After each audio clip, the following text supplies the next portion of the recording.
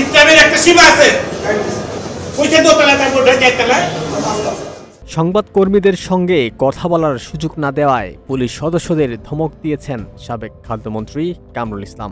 সোমবার ঢাকার মুখ্য মহানগর হাকিম আদালতের হাজতখানা থেকে এজলাসে তোলার সময় এই ঘটনা ঘটে।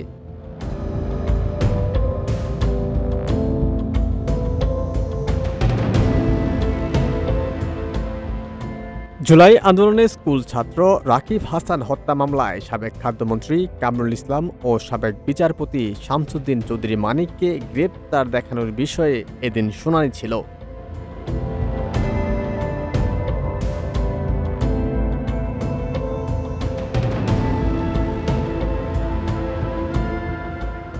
সকাল 10:15টার দিকে তাদের এজলাসে তোলা হয়। পেছনে হাতকড়া পরানো, বুলেট প্রুফ জ্যাকেট ও মাথায় হেলমেট ছিল তাদের। পুলিশ বেষ্টনে দিয়ে এজলাসে তাদের তোলার সময় সাংবাদিকদের সঙ্গে কথা বলতে চান কামরুল।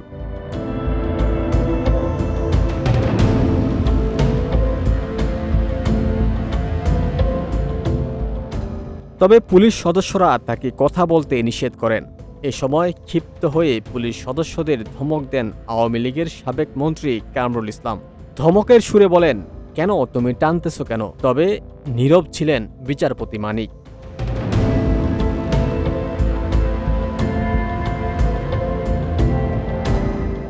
পরে ঢাকার মহানগর হাকিম এম.এ. আজহারুল ইসলাম শুনানি শেষে তাদের গ্রেপ্তার দেখানোর আবেদন মঞ্জুর করে বলে জানিয়েছেন আসামিপক্ষের আইনজীবী মুর্শেদ হোসেন শাহীন।